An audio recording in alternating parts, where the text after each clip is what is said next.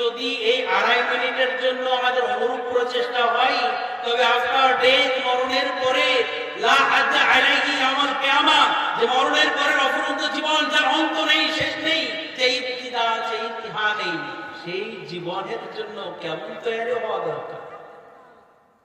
যে ভাবনা চিন্তা করে যে আমাকে কে পাঠিয়েছে, কেন পাঠিয়েছে, কিসের জন্য পাঠিয়েছে, কি করতে পাঠিয়েছে, কোথায় থেকে পাঠিয়েছে, কোথায় পাঠিয়েছে, কোনটা করা লাগবে, কোনটা করা লাগবে না, কোনটা বলে সে রাজি হবে, কোনটা বলে নারাজ হবে, এই ভাবনা চিন্তা যদি আমার মধ্যে না থাকে, আমি মানুষ কিসের? ঠিক না? এই কারণে ভাবনা চিন্তা করা দরকার, ভাবনা চিন্তা করা দরকার। যে জিনিসকে নিয়ে ভাবনা চিন্তা করবেন, সেই জিনিস দেখেন আজকে মানুষ ভাবনা চিন্তা করতে করতে লোহার উপর ফিকির করলো, আর লোহাকে আসমান এরোপ্লেন বানিয়ে উড়িয়ে দিল। আজকে মানুষ ভাবনা চিন্তা করতে করতে গাছকে কাটকে কেটে জাহাজ বানিয়ে পানিতে ভাসিয়ে দিল। আর আজকে মানুষ ভাবনা চিন্তা ছেড়ে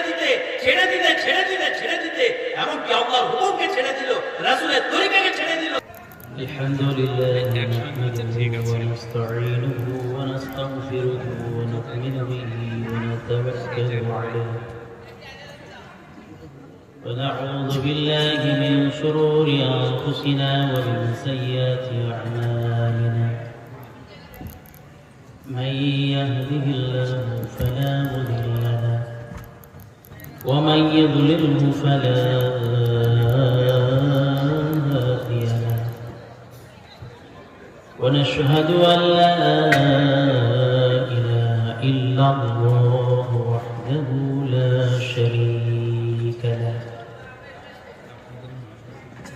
ونشهد أن محمدا عبده ورسوله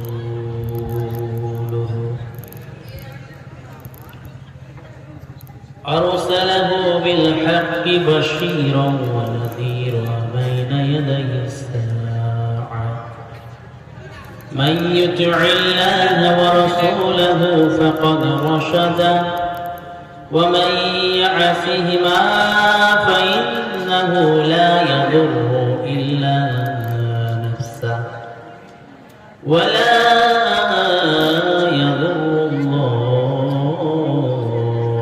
شيئا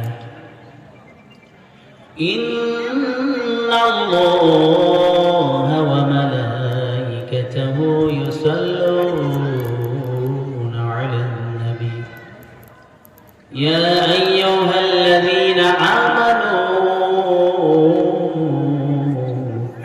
صلوا عليه وسلموا تسليما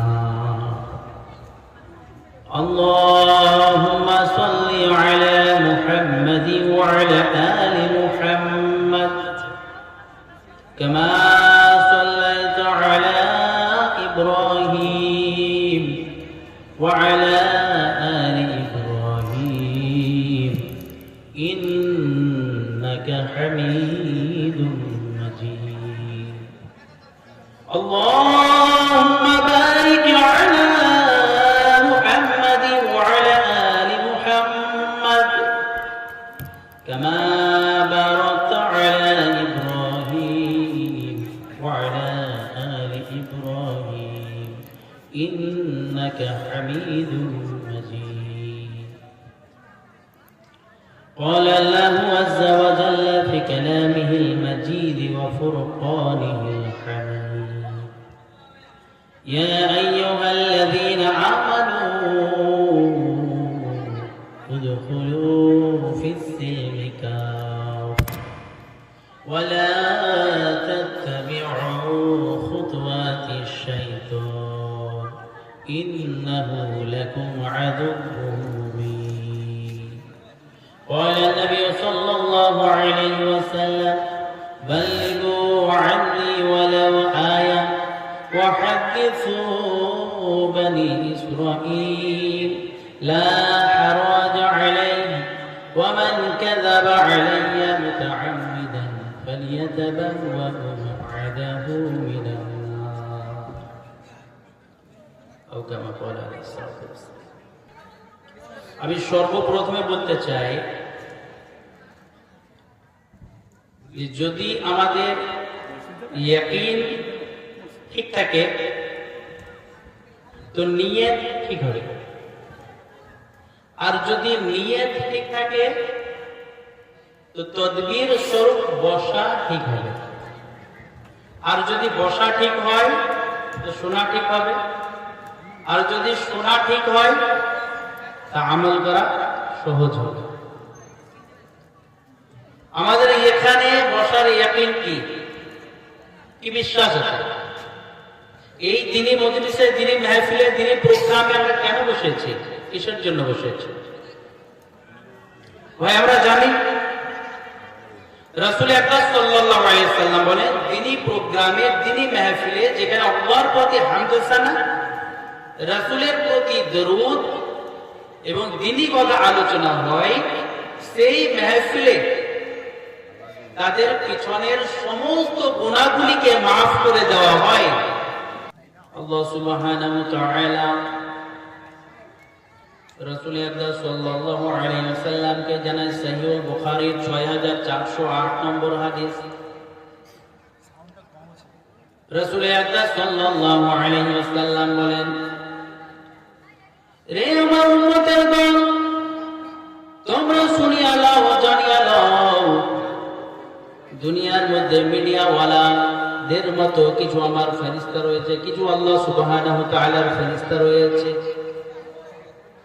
যেমন দুনিয়ায় মিডিয়াওয়ালাদের কাজ হয়, যেখানে কোনো মিলাদ, মাহফিল, জলসা, ওয়াজ হয় সেখানে তারা পৌঁছিয়ে যায়, আর তাদের সেখানের কাজ হয় সেখানের খবরকে চতুর্দিকে ছড়িয়ে দেওয়া, মাশহুর হয়ে যাওয়া।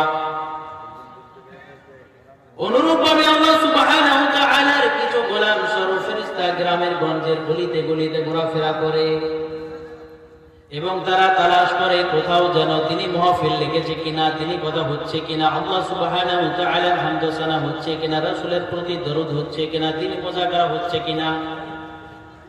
ফেরেশতাগণ তালাশ করতে করতে যখন সেই মাহফিল মজলিসকে পাইয়া যায়, একে অপরকে দাওয়াত দিতে থাকে, একে অপরকে ডাকিতে থাকে, এসো এসো এসো আমার সঙ্গে সাথীরা, তোমরা চলে এসো।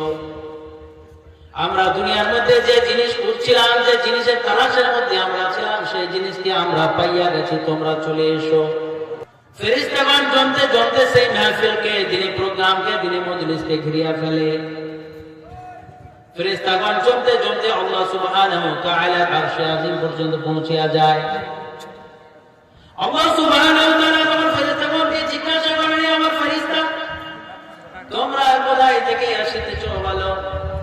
ফেরেশতাগণ বলে, আমরা অমুক গ্রামের, অমুক এলাকার, অমুক স্থানের মধ্যে তোমার প্রতি হামদ সানা হচ্ছিল, তোমার রাসূলের প্রতি দরুদ হচ্ছিল, তোমার দ্বীনের কথা আলোচনা হচ্ছিল, আমরা সেখান থেকে আসি। বলে তারা কি আমায় দেখেছে? আল্লাহ সুবহানাহু ওয়া তাআলা জিজ্ঞাসা করেন, তারা কি আমারও দেখেছে? ফেরেশতাগণ বলেন, ইয়া রাব্বাল আলামিন, তারা আপনাকে দেখে নাই। বলে তারা কি আমার জান্নাত দেখেছে? বলে না, আপনার জান্নাত দেখে নাই। বলে জান্নাত যদি দেখতো তবে কি হতো? বলে জান্নাত পাওয়ার আশায় দুনিয়াকে ভুলিয়া তোমার দিনের কাজে লাগিয়ে যাইতো। এ আমার ফেরেশতা দল, তারা কোন জিনিস থেকে পানাও চায়?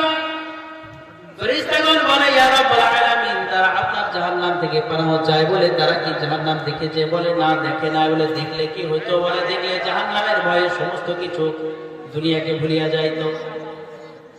আল্লাহ সুবহানাহু ওয়া তাআলা বলেন ফেরেশতাগণকে, আমার ফেরেশতার দল, তোমরা এলান করিয়া দাও, ওই মজলিসে যারা বসে আছে তাদের পিছনের সমস্ত গুনাহগুলিকে আমি মাফ করিয়া দিলাম।